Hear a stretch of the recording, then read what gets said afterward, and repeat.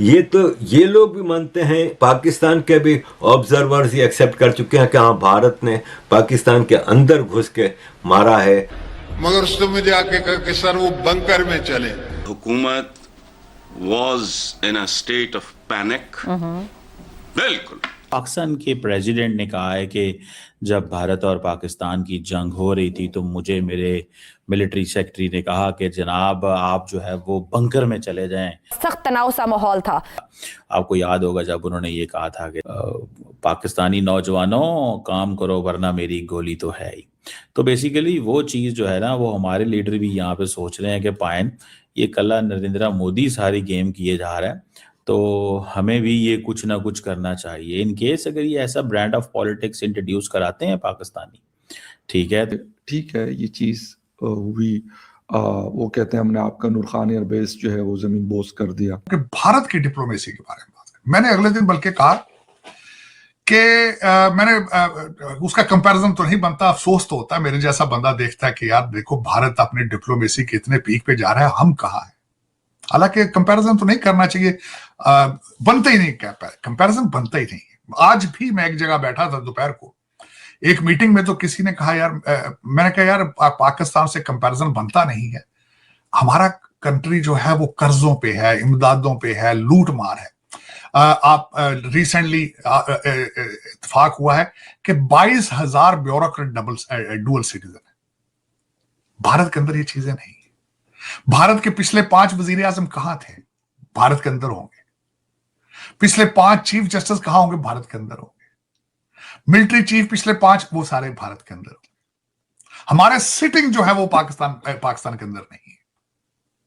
मैं इस वक्त बता सकता हूं कि आपके कितने जजेस, चीफ सुप्रीम कोर्ट के जजेस के इनके बच्चे कहां हैं? They are not in Pakistan, they are not in Pakistan. आपके सर्विंग कई जर्नैलों के बच्चे वहां पाकिस्तान में नहीं।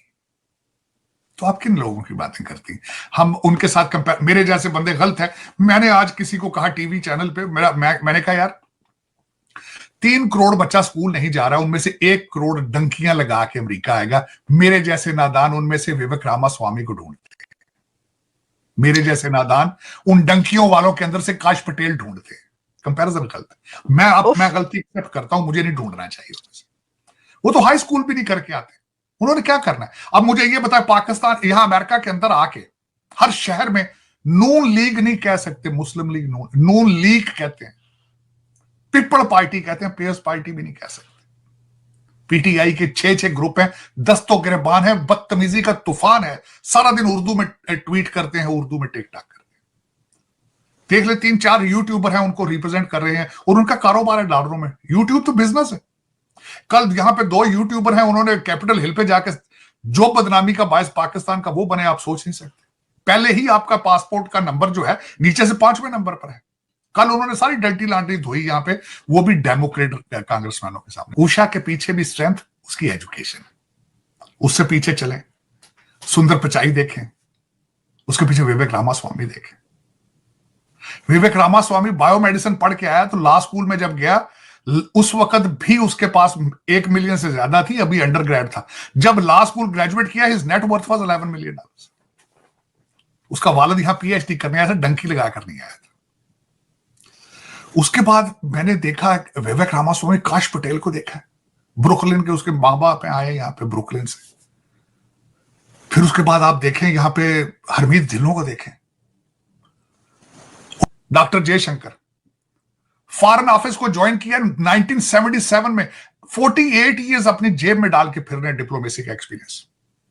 आपको अपने फॉरेन ऑफिस का पता है, फॉरेन मिनिस्टर का पता है, उसकी क्वालिफिकेशन है ना?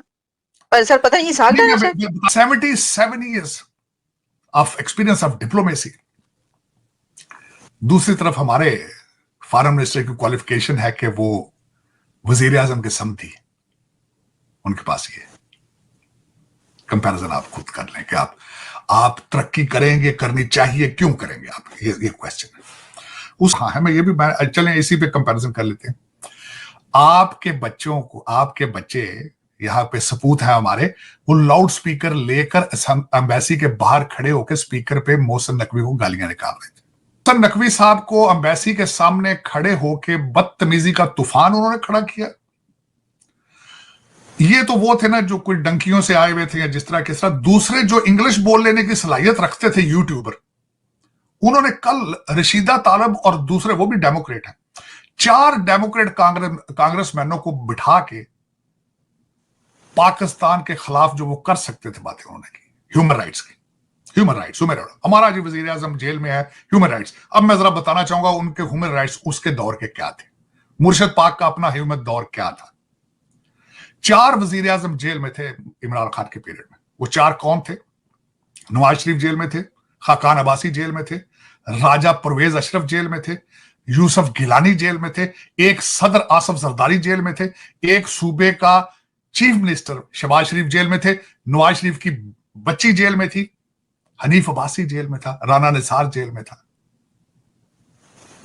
और ख्वाजा आसफ जेल में था। बताएं जरा, ये पाकिस्तान दुश्मनी की एक्सट्रीम है। ये एक तरफ क्या हो रहा है, भारत कहां जा रहा है, भारत कहां जा रहा है और आप कहां जा रहे हैं। कहते हैं मुझे पुलिस वाले थप्पड़ मार मार के वीडियो बना के इसको भेज रहे थे। वहां इंसानी हकूक का कुछ नहीं हुआ, कुछ नहीं। मैं बार बार ये कहता हूं कि ये प्रोजेक्ट ही एस्टेब्लिशमेंट का था। पाकिस्तान में एटम बम बनाने के बाद दूसरा सबसे महंगा और खतरनाक प्रोजेक्ट ये था। ये उन्हीं का फर्ज बनता है इसको वाइंड अप करें, क्योंकि बनाया उन्होंने था। ये हमारे ऊपर पाकिस्तान की तबाही का ये तोहफा, ये चाहिए जनरल फैज हमीद और जनरल बाजवा साहब को मुबारक हो। इसको अपना अब इसको वाइंड अप करें। ये आपकी एग्जिस्टेंस का मसला बन गया। ये टीटीपी के साथ खड़े हो गए हैं बिल्कुल।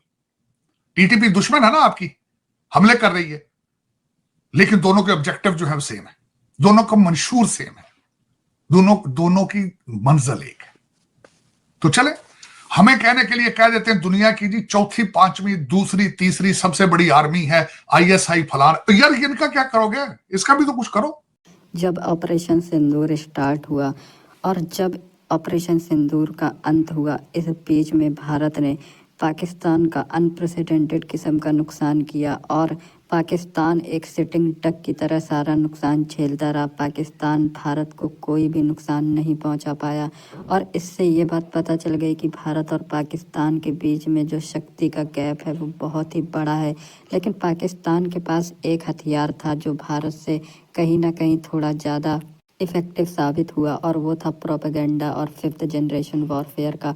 पाकिस्तान ने भर भर कर प्रोपेगेंडा फैलाया और फॉल्स न्यूज़ फैलाई और इस तरह की बातें फैलाई मानो पाकिस्तान इस ऑपरेशन के दौरान एक एडवांटेजियस पोजीशन पर हो, लेकिन ये पूरी तरह से गलत था और इसमें चाइना ने भी पाकिस्तान का खूब साथ दिया और इसी वजह से पाकिस्तान के लोग उस तरह से रिएक्शन नहीं दिए जिस तरह से वो देते अगर उन्हें पता चलता कि असली नुकसान पाकिस्तान का कितना ज़्यादा हुआ है। लेकिन अब धीरे धीरे सच्चाई सामने आ रही है और वो सच्चाई खुद पाकिस्तान के जो पॉलिटिशियन है वो बाहर ला रहे हैं। खुद प्रेसिडेंट जो पाकिस्तान का आसिफ अली जरदारी है, उसने ये बयान में कहा है कि उसको नसीहत दी गई थी कि वो बंकर में चले जाएं और अगर बंकर में जाने की उनको एडवाइस दी गई थी तो इससे साफ पता चलता है कि भारत का जो अटैक था उसका मैग्नीट्यूड कितना ज़्यादा और ख़तरनाक था।